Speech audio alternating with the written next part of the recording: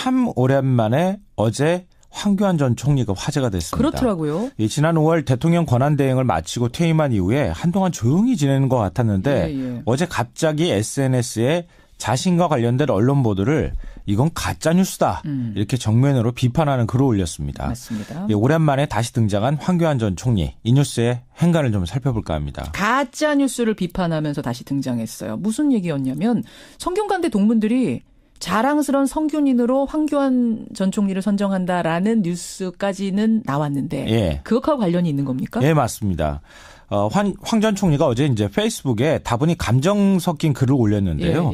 그 글 첫 시작이 어떤 문장이었냐면은 이래서야 되겠습니까? 첫 문장이 이래서야 되겠습니까? 네, 맞습니다. 뭐가요? 요즘 일부 언론 등에서 저에 대한 사실과 다른 이야기들이 나오고 있다. 그러나 거의 모두 거짓 뉴스다. 페이크 뉴스다. 이렇게 주장을 했습니다. 근데 공교롭게 이 글이 올라오기 바로 직전에 성대 총동창회가 좀 시끌시끌한 일이 있었습니다. 지난 15일 성대 총동창회가 황 전 총리를 자랑스러운 성균인으로 선정을 했거든요. 근데 일부 동문들이 이게 무슨 소리냐. 황 전 총리는 촛불 심판을 받은 박근혜 정권의 핵심 인사다. 이러면서 반발을 했습니다. 그래서 이 수상 반대 이 서명운동까지 지금 하고 있는 상황이거든요. 근데 딱 그 무렵에 황 전 총리가 아니 이게 다 가짜뉴스다 이렇게 하고 나오니까 이 성대 자랑스러운 성균인 선정에 대해서 뭔가 이 잘못된 얘기들이 나오고 있는 것에 대해서 반발하면서 이런 글을 올린 것 아니냐 이런 추측이 나오고 있는 거죠. 가짜뉴스다 이래서야 되겠느냐 비판하면서 다시 등장한 황교안 전 총리 이 뉴스의 행간 이면을 볼 텐데 근데 뭐가 가짜뉴스라는 거고 뭐가 진짜 뉴스라는 거예요? 그게 바로 오늘의 첫 번째 행간입니다. 황 전 총리는 여전히 불친절하다입니다. 불친절하다? 네.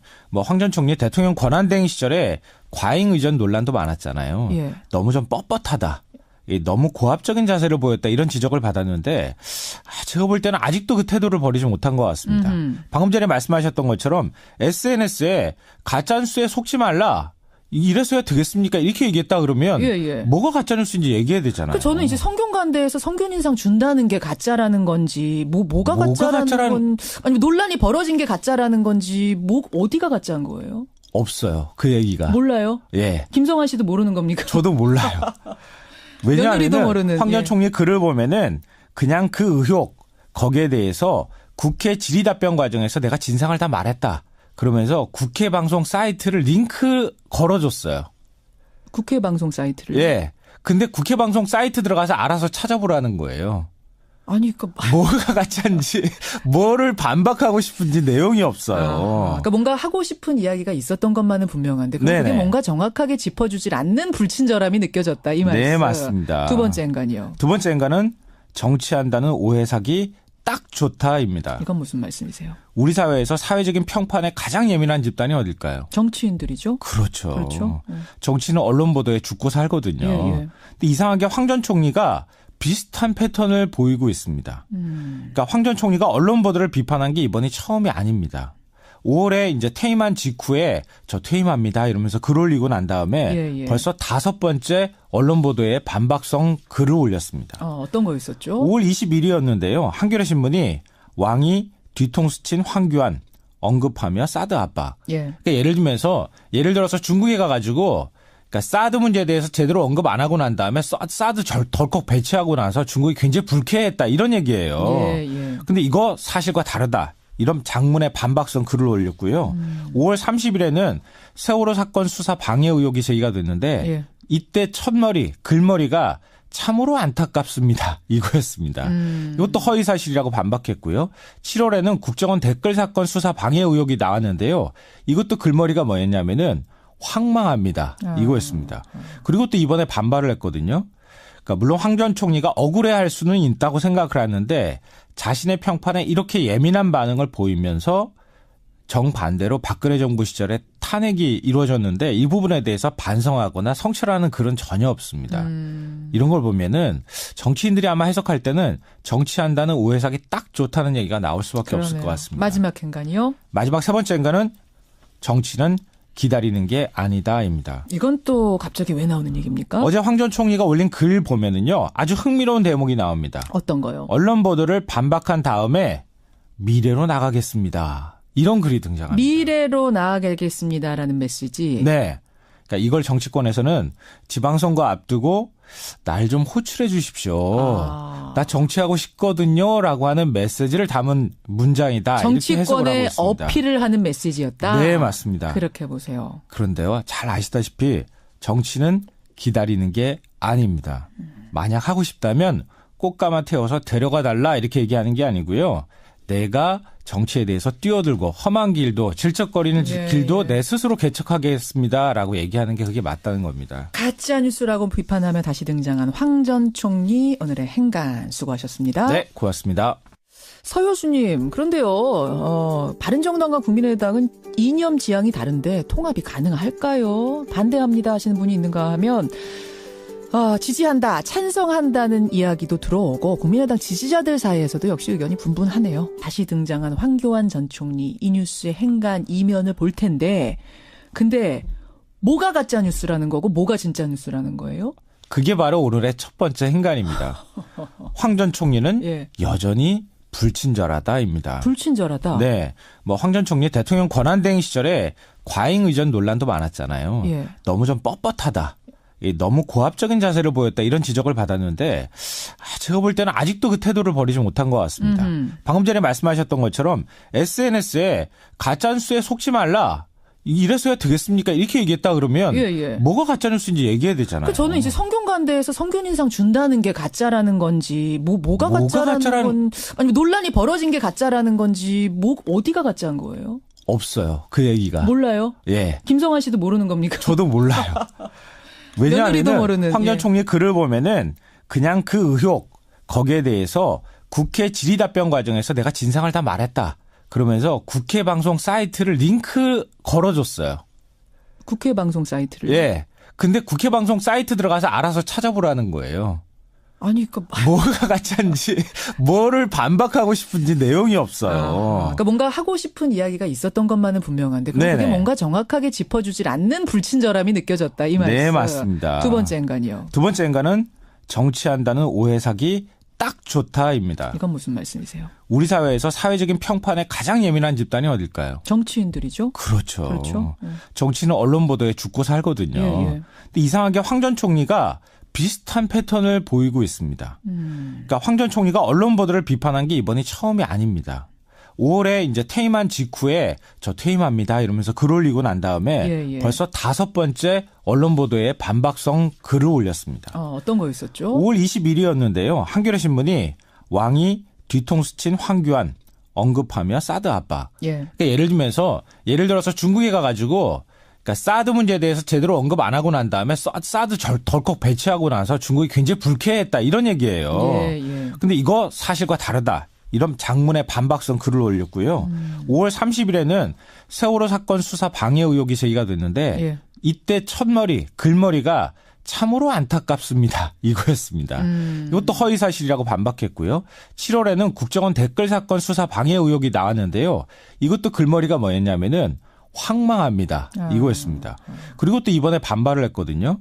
그러니까 물론 황 전 총리가 억울해할 수는 있다고 생각을 하는데 자신의 평판에 이렇게 예민한 반응을 보이면서 정반대로 박근혜 정부 시절에 탄핵이 이루어졌는데 이 부분에 대해서 반성하거나 성찰하는 글은 전혀 없습니다. 이런 걸 보면은 정치인들이 아마 해석할 때는 정치한다는 오해사기 딱 좋다는 얘기가 나올 수밖에 없을 것 같습니다. 마지막 행간이요? 마지막 세 번째 행간은 정치는 기다리는 게 아니다입니다. 이건 또 갑자기 왜 나오는 얘기입니까? 어제 황 전 총리가 올린 글 보면은요. 아주 흥미로운 대목이 나옵니다. 어떤 거요? 언론 보도를 반박한 다음에 미래로 나가겠습니다. 이런 글이 등장합니다. 미래로 나아가겠습니다라는 메시지. 네. 그러니까 이걸 정치권에서는 지방선거 앞두고 날 좀 호출해 주십시오. 나 정치하고 싶거든요라고 하는 메시지를 담은 문장이다. 정치권에 어필을 하는 메시지였다. 네, 맞습니다. 그렇게 보세요. 그런데요, 잘 아시다시피 정치는 기다리는 게 아닙니다. 만약 하고 싶다면 꽃가마 태워서 데려가 달라 이렇게 얘기하는 게 아니고요. 내가 정치에 대해서 뛰어들고 험한 길도 질척거리는 길도 내 스스로 개척하겠습니다라고 얘기하는 게 그게 맞다는 겁니다. 가짜뉴스라고 비판하며 다시 등장한 황 전 총리 오늘의 행간 수고하셨습니다. 네, 고맙습니다. 서효수님, 그런데요, 바른정당과 국민의당은 이념 지향이 다른데 통합이 가능할까요? 반대합니다 하시는 분이 있는가 하면, 지지한다, 찬성한다는 이야기도 들어오고, 국민의당 지지자들 사이에서도 역시 의견이 분분하네요. 입으로 갑니다. 면을 볼 텐데, 근데, 뭐가 가짜 뉴스라는 거고, 뭐가 진짜 뉴스라는 거예요? 그게 바로 오늘의 첫 번째 행간입니다. 황 전 총리는 예. 여전히 불친절하다입니다. 불친절하다? 네. 황 전 총리 대통령 권한대행 시절에 과잉 의전 논란도 많았잖아요. 예. 너무 좀 뻣뻣하다. 너무 고압적인 자세를 보였다. 이런 지적을 받았는데 제가 볼 때는 아직도 그 태도를 버리지 못한 것 같습니다. 방금 전에 말씀하셨던 것처럼 SNS에 가짜뉴스에 속지 말라. 이래서야 되겠습니까? 이렇게 얘기했다 그러면 뭐가 가짜뉴스인지 얘기해야 되잖아요. 저는 이제 성균관대에서 성균인상 준다는 게 가짜라는 건지 뭐가 가짜라는 건 아니 논란이 벌어진 게 가짜라는 건지 어디가 가짜인 거예요? 없어요. 그 얘기가. 몰라요? 예. 김성환 씨도 모르는 겁니까? 저도 몰라요. 왜냐하면 황 전 총리 글을 보면은 그냥 그 의혹 거기에 대해서 국회 질의답변 과정에서 내가 진상을 다 말했다. 그러면서 국회 방송 사이트를 링크 걸어줬어요. 국회 방송 사이트를? 예. 근데 국회 방송 사이트 들어가서 알아서 찾아보라는 거예요. 아니, 뭐가 가짜인지, 뭐를 반박하고 싶은지 내용이 없어요. 그러니까 뭔가 하고 싶은 이야기가 있었던 것만은 분명한데, 그게 뭔가 정확하게 짚어주질 않는 불친절함이 느껴졌다. 이 말씀. 네, 맞습니다. 두 번째 행간이요. 두 번째 행간은 정치한다는 오해 사기 딱 좋다입니다. 이건 무슨 말씀이세요? 우리 사회에서 사회적인 평판에 가장 예민한 집단이 어딜까요? 정치인들이죠. 그렇죠. 정치는 언론 보도에 죽고 살거든요. 근데 이상하게 황 전 총리가 비슷한 패턴을 보이고 있습니다. 그러니까 황 전 총리가 언론 보도를 비판한 게 이번이 처음이 아닙니다. 5월에 이제 퇴임한 직후에 저 퇴임합니다 이러면서 글 올리고 난 다음에 벌써 5번째 참 오랜만에 어제 황교안 전 총리가 화제가 됐습니다. 그렇더라고요. 지난 5월 대통령 권한대행을 마치고 퇴임한 이후에 한동안 조용히 지내는 것 같았는데 어제 갑자기 SNS에 자신과 관련된 언론 보도를 이건 가짜뉴스다 이렇게 정면으로 비판하는 글을 올렸습니다. 맞습니다. 오랜만에 다시 등장한 황교안 전 총리. 이 뉴스의 행간을 좀 살펴볼까 합니다. 가짜뉴스를 비판하면서 다시 등장했어요. 무슨 얘기였냐면 성균관대 동문들이 자랑스러운 성균인으로 황교안 전 총리를 선정한다라는 뉴스까지는 나왔는데 그것하고 관련이 있는 겁니까? 네, 맞습니다. 황 전 총리가 어제 이제 페이스북에 다분히 감정 섞인 글을 올렸는데요. 그 글 첫 시작이 어떤 문장이었냐면은 이래서야 되겠습니까? 첫 문장이 이래서야 되겠습니까? 네, 맞습니다. 뭐가요? 요즘 일부 언론 등에서 저에 대한 사실과 다른 이야기들이 나오고 있다. 그러나 거의 모두 거짓 뉴스다. 페이크 뉴스다. 이렇게 주장을 했습니다. 근데 공교롭게 이 글이 올라오기 바로 직전에 성대 총동창회가 좀 시끌시끌한 일이 있었습니다. 지난 15일 성대 총동창회가 황 전 총리를 자랑스러운 성균인으로 선정을 했거든요. 근데 일부 동문들이 이게 무슨 소리냐. 황 전 총리는 촛불 심판을 받은 박근혜 정권의 핵심 인사다. 이러면서 반발을 했습니다. 그래서 이 수상 반대 이 서명운동까지 지금 하고 있는 상황이거든요. 근데 딱 그 무렵에 황 전 총리가 아니 이거 다 가짜뉴스다 이렇게 하고 나오니까 이 성대 자랑스러운 성균인 선정에 대해서 뭔가 이 잘못된 얘기들이 나오고 있는 것에 대해서 반발하면서 이런 글을 올린 것 아니냐 이런 추측이 나오고 있는 거죠. 가짜뉴스다 이래서야 되겠느냐 비판하면서 다시 등장한 황교안 전 총리 이 뉴스의 행간 언론 보도에 반박성 글을 올렸습니다. 어떤 거였었죠? 5월 20일이었는데요. 한겨레 신문이 왕이 뒤통수 친 황교안 언급하며 사드 압박. 그러니까 예를 들어서 중국에 가가지고 그러니까 사드 문제에 대해서 제대로 언급 안 하고 난 다음에 사드 덜컥 배치하고 나서 중국이 굉장히 불쾌했다 이런 얘기예요. 근데 이거 사실과 다르다. 이런 장문의 반박성 글을 올렸고요. 5월 30일에는 세월호 사건 수사 방해 의혹이 제기가 됐는데 이때 글머리가 참으로 안타깝습니다. 이거였습니다. 이것도 허위사실이라고 반박했고요. 7월에는 국정원 댓글 사건 수사 방해 의혹이 나왔는데요. 이것도 글머리가 뭐였냐면은 황망합니다. 이거였습니다. 그리고 또 이번에 반발을 했거든요. 그러니까 물론 황 전 총리가 억울해할 수는 있다고 생각을 하는데 자신의 평판에 이렇게 예민한 반응을 보이면서 정반대로 박근혜 정부 시절에 탄핵이 이루어졌는데 이 부분에 대해서 반성하거나 성찰하는 글은 전혀 없습니다. 이런 걸 보면은 정치인들이 아마 해석할 때는 정치한다는 오해사기 딱 좋다는 얘기가 나올 수밖에 그러네요. 없을 것 같습니다. 마지막 행간이요? 마지막 세 번째 행간은 정치는 기다리는 게 아니다입니다. 이건 또 갑자기 왜 나오는 얘기입니까? 어제 황 전 총리가 올린 글 보면은요, 아주 흥미로운 대목이 나옵니다. 어떤 거요? 언론 보도를 반박한 다음에 미래로 나가겠습니다. 이런 글이 등장합니다. 미래로 나아가겠습니다라는 메시지. 네. 그러니까 이걸 정치권에서는 지방선거 앞두고 날 좀 호출해 주십시오. 나 정치하고 싶거든요라고 하는 메시지를 담은 문장이다. 정치권에 어필을 하는 메시지였다. 네, 맞습니다. 그렇게 보세요. 그런데요, 잘 아시다시피 정치는 기다리는 게 아닙니다. 만약 하고 싶다면 꽃가마 태워서 데려가 달라 이렇게 얘기하는 게 아니고요. 내가 정치에 대해서 뛰어들고 험한 길도 질척거리는 길도 내 스스로 개척하겠습니다라고 얘기하는 게 그게 맞다는 겁니다. 가짜뉴스라고 비판하며 다시 등장한 황 전 총리 오늘의 행간 수고하셨습니다. 네, 고맙습니다. 서효수님, 그런데요, 바른정당과 국민의당은 이념 지향이 다른데 통합이 가능할까요? 반대합니다 하시는 분이 있는가 하면 지지한다, 찬성한다는 이야기도 들어오고 국민의당 지지자들 사이에서도 역시 의견이 분분하네요. 다시 등장한 황교안 전 총리 이 뉴스의 행간 이면을 볼 텐데 근데 뭐가 가짜 뉴스라는 거고 뭐가 진짜 뉴스라는 거예요? 그게 바로 오늘의 첫 번째 행간입니다. 황 전 총리는 예. 여전히 불친절하다입니다. 불친절하다? 네. 황 전 총리 대통령 권한대행 시절에 과잉 의전 논란도 많았잖아요. 예. 너무 좀 뻣뻣하다. 너무 고압적인 자세를 보였다 이런 지적을 받았는데 제가 볼 때는 아직도 그 태도를 버리지 못한 것 같습니다. 방금 전에 말씀하셨던 것처럼 SNS에 가짜뉴스에 속지 말라.